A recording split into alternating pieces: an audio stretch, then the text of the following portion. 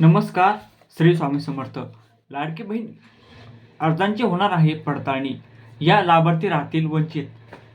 तर संपूर्ण व्हिडिओ अवश्य पहा, संपूर्ण माहिती जाणून घ्या. तर मुख्यमंत्री माझी लाडकी बहीण योजना महाराष्ट्र विधानसभा निवडणुकीत गेम चेंजर ठरली. लोकसभेला महायुतीची पिछेहाट झाली होती.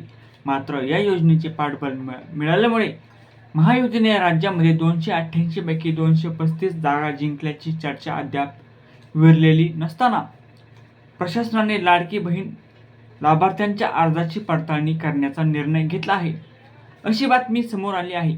दरम्यान हा लाभ प्रत्येक महिलेला निवडणुकीनंतर मिळणारच असे आश्वासन महायुतीच्या नेत्यांनी प्रचारादरम्यान दिले होते. तर जाणून घेऊया संपूर्ण बातमी.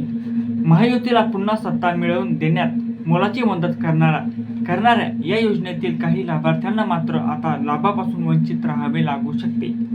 राज्यातील 2 कोटी महिलांना या योजनेचा लाभ मिळाला होता.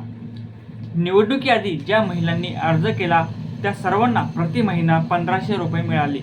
निवडणुकीनंतर सत्ता आल्यास 2100 रुपयाचा लाभ दिला जाईल असे आश्वासन महायुतीच्या नेत्यांकडून देण्यात आले होते. मात्र आता अर्जदारांच्या अर्जाची छाननी प्रक्रिया राबवली जाणार असल्याचे वृत्त समोर आले आहे. अर्ज विभागातील सूत्रांनी ही फ्री प्रेस जर्नलला दिलेल्या माहितीनुसार लाडकी बहीण योजनेसाठी पात्र ठरलेल्या सर्वच महिलांच्या अर्जाची छाननी केली जाणार आहे. गरजू महिलांना अर्थसहाय्य करण्यात पारदर्शकता यावी यासाठी ही पडताळणी करण्यात येणार आहे. पडताळणीमध्ये जे अर्जदार निकषांची पूर्तता करणार नसतील त्यांना सदर योजनेतून बाद करण्यात येईल असे सांगितले जाते. लाडकी बहीण योजनेत पात्र ठरण्यासाठी काही निकष आहेत. त्यानुसार अर्जदाराला त्याचे वार्षिक कौटुंबिक उत्पन्न 2.5 लाखाच्या खाली असल्याचा उत्पन्नाचा दाखला द्यावा लागेल. तर अर्जदाराची वैधता तपासण्यासाठी आयकर प्रमाणपत्र मागितले जाईल. ज्या अर्जदारांकडे स्वतःचे वाहन आहे किंवा ज्यांना सेवानिवृत्तीची पेन्शन मिळत आहे त्यांची वेगळी छाननी केली जाईल. ज्या महिलांकडे 5 एकरपेक्षा जास्त जमीन आहे त्या महिला योजनेसाठी पात्र ठरणार नाहीत.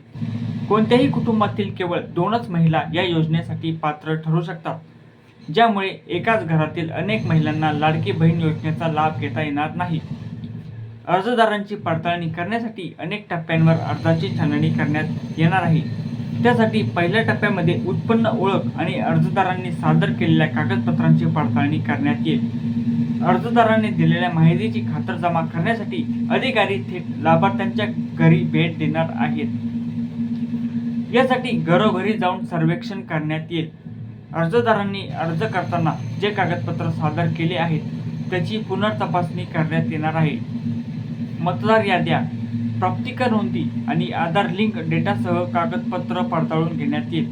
जर योजनेचा लाभ मिळवण्यासाठी कोणी लबाडी किंवा फसवणूक करत असेल तर त्याविरोधात तक्रार करण्यासाठी नागरिकांना प्रोत्साहित करण्यात येईल. यासाठी हेल्पलाईन, ऑनलाईन पोर्टल आणि फील्ड एजंट उपलब्ध करून दिले जातील.